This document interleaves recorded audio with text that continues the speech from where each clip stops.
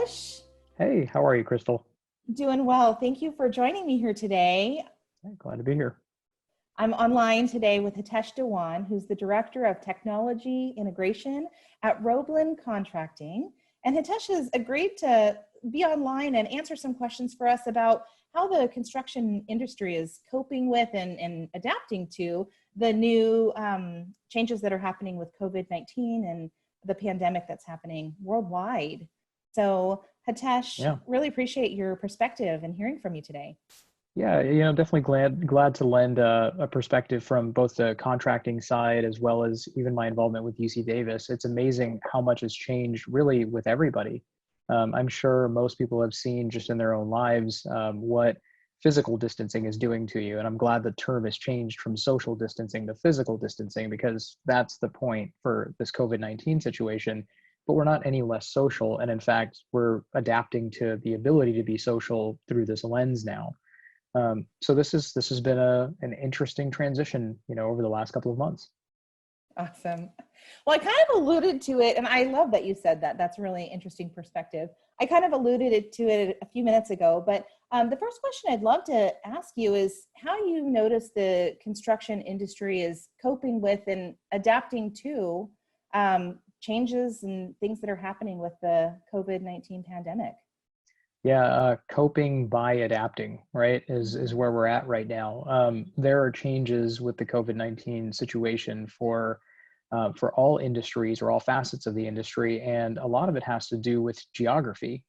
So by county, we're seeing different changes, and so that's maybe one of the first surprises is that this isn't just something that affects one city or affects all cities in the same way. Currently, we have different types of orders in different counties where we work, and each of those counties' directives mean that we have to pivot our safety and PPE in a different way. Now, we are, as a company, going with the most stringent thing that we can do to make sure that all of our people on site, all of the people we interact with are safe, ultimately, and we're only continuing in essential activities as well, as per the mandate that most people are in. Yeah, So, the construction industry is an essential activity as they consider it, right? And so yeah. construction hasn't stopped or halted, as I've understood it, That's during right. this Well, not time. entirely. So again, by county, there are some counties that have decided to go ahead and stop residential construction in some areas. In some areas, commercial has continued or has not continued. So I mean, it really again does really depend by county. And again, that is our adapting strategy. So, I'd say there are two major things that we're coping with. One is depending on the portion of the industry that you're working in, we have to make sure that we are keeping everybody safe and that we are also working with the right amount of PPE for that county, for that market segment. The other is that, we want to make sure we can continue on and perform work for our clients and for our owners as they desire, but we have to remind them of all of these changes. And these changes don't mean that it's business as usual. And so we're trying our best to document anything that is changing, to make sure that we can provide the best and utmost quality of service. But all of that still has to come under all of the COVID direction that we're getting by each county. Interesting. So we were talking a little bit just now about the industry and how the industry is coping and adapting. And so I'm curious if you have thoughts about how construction managers as professionals within the construction industry are having to adapt during this time. Yeah, definitely a good question is that, the entire industry has to change just in the way that we work, right? Our PPE has changed, but for construction managers, for project managers, for general contractors and specialties, everybody has their own little role in this new, well, I hate to say new normal, but the new normal, right? So everybody has a new role, and for construction managers, a big part of this is that your worldwide supply chain has been affected. And so if you are just in the supply side of things, this is one of those acts of God type of situations where we really have to we have to look at our supply chain. We have to look at the people that we're working with. We have to understand that timelines are now going to shift, and that whatever we're going to do, it has to be taken with the buffer of time that we need to make sure everybody is safe and healthy in the entire process.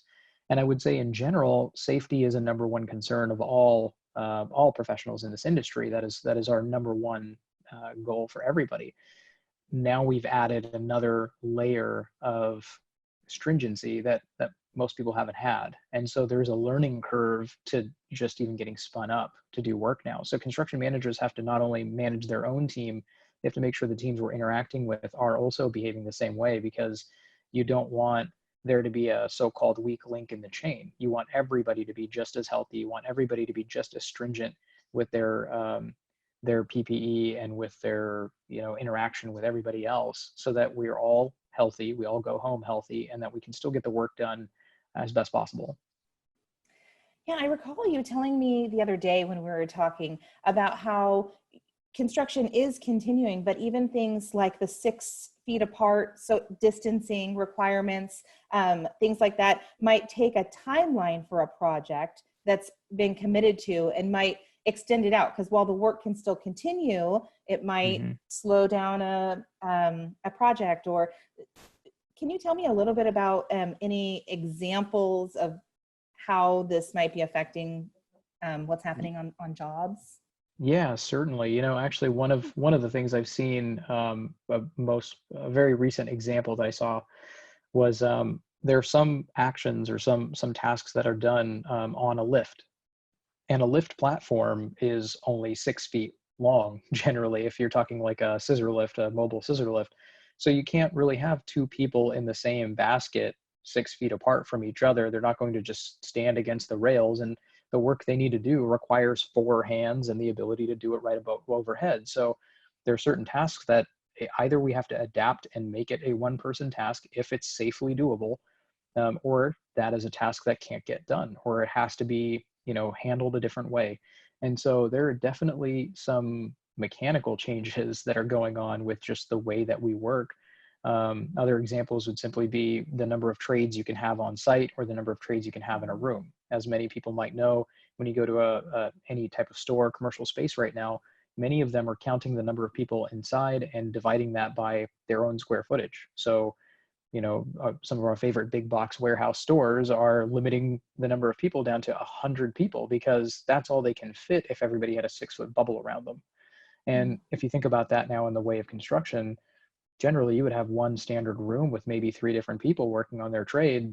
We just can't do that anymore. It's simply, you have to cut your workforce down by 1/3, or the number of people that are allowed to work in a space by 1/3, but we want to keep the workforce going. So now we have to spread out. Yeah.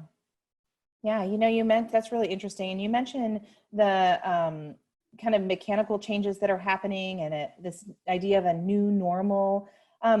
What should people in the construction industry know about what a new normal is, or what things could look like once we come up and out of COVID-19 and the construction industry moves forward? I think there, worldwide, outside of this industry itself, there's a new appreciation for hygiene. Just that simply, right?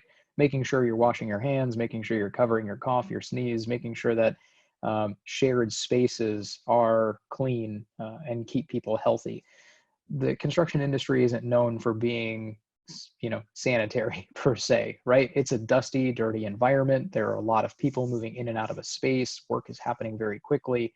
And so what's changed now, this new normal, is going to be the contactless or very clean, very sanitary type of work environment, which I think, honestly, this industry might have needed that reminder, in a sense that it's not white glove service, but we do need to have people that are that careful, right? And then outside of that too, there's this change of, moving to digital platforms, really moving to digital platforms. I had this talk with somebody else, not within our company, but about a company I was working with, where they were lamenting that, oh my gosh, now we need to start using our video conferencing. And I kind of leaned over and said to someone, video chat has been around since dial-up. We've had video and video Skype and things like that for decades at this point.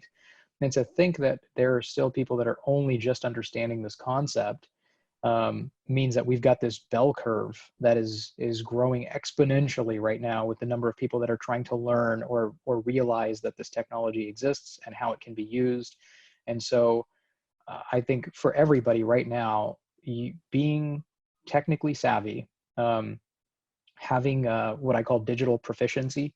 So if they have or digital dexterity is a term that I like using, is they've got to be dexterous with their tools. They have to be able to flex into this work very quickly and then communicate. The biggest thing in the world right now is status messages and away messages, and basically being able to let people know what you're up to and where you're at, because we're remote now. You can't just look across the room and see if somebody's on a call. So now you have to be good about putting that status message out there so that, hey, I'm on a call, I'll talk to you in 30 minutes or whatever that might be. This isn't everybody's standard, but I think this is what the standard will be. And I think we'll have to really learn how to use our tools even more so now. And there's really no excuses.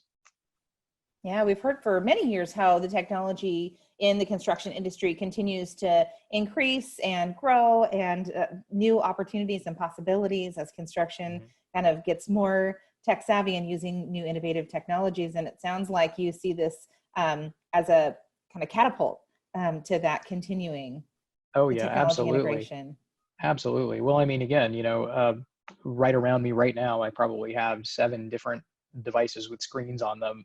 And, that's just me. I might have that many, but people shouldn't be surprised about having at least 2 or 3 around them now, and going to a paperless tool, because screen sharing is a thing, and it's been a thing for a long time, but it is now going to be the way we work. Being able to work on co-authored documents, again, it's been around for a decade, but now more than ever, we're going to have to learn how to co-author. We're going to have to learn to work in the same digital space, because physical space is just not going to be a standard. Yeah. Well, I really appreciate that. And I know, as the Director of Technology Integration, this is probably exciting for you to think about all of these new technologies and people growing with them. Sure. For a professional working in the construction industry right now, what tips do you have how someone can kind of set themselves apart as a construction professional, or tips for them to really succeed and show their company what value they can bring to the table right now? What thoughts do you have? Yeah, well, just back to that term, digital dexterity, that's the first one, is really understand the tools that are around you, because knowing what's in your toolbox, or for that matter, knowing what's in someone else's toolbox and knowing how to instruct them to use a tool correctly, or for you to use the tool, being resourceful with what you have, that's going to go a long way in this new industry that we have. Communication wise, this call alone, I'll admit to the viewers right now, my own workstation crashed while I was starting this call. And here I am now on a phone instead of a laptop and instead of an iPad or anything else, because I had to pivot. I had to just use and be resourceful with the tool that I have. That's what's going to set a lot of people apart right now, is not having to sit down at a rigid space with a very specific tool set and then say, okay, now I'm ready to work. At this point, it is Swiss Army knife time, and we need to be able to pull out whatever tool it is and get the job done, at least for the next 6 months. As things become more gradually rigid again, where we start to figure out, okay, we can start doing things a certain way, then we can stick to one tool set again. But right now, it's all, like I say, Swiss Army knife. It's time for the whole bag. Yeah, and if someone doesn't really know where to begin, they're in the construction industry, they want to stand out, they want to pivot, but they don't have experience necessarily in this kind of different technologies, where would you suggest someone start? That's a good question. I often try to reflect on what got me doing what I do, and how is it that I still stay engaged and learn about new tools prior to really anybody using them. I think a big part of this is just paying attention to the major industry tools that exist and visit those manufacturers' pages. For example, Microsoft 365 is huge right now. The way Teams works, the way Zoom works, this is right now our standard. And so if we're talking digital communication, I would watch a webinar immediately. I'd be looking on their pages, or even just go to YouTube and just type in crash course in. You'd be surprised at how much stuff you could find. If you just say crash course Zoom, you'll find it, guaranteed. And so taking the time and again, investing in yourself to take 20 minutes or 30 minutes of your time where you would have been scrolling on your phone or watching TV. I have one TV in the household and we don't watch it, because I have so much time to spend in these digital tools right now that 30 minutes of my time will be spent watching a tutorial, and that's going to be what I need to have an edge in the industry. Yeah, that makes amazing accessibility of things that we have right at our fingertips, phones and computers, and the world that you can find within those resources. Absolutely. Awesome. Well, thank you so much for joining me here today and taking a few moments of your time to share what's happening in the industry. We really value all of your participation as an instructor in the construction management certificate program here at UC Davis. And again, thank you for your time, Hitesh.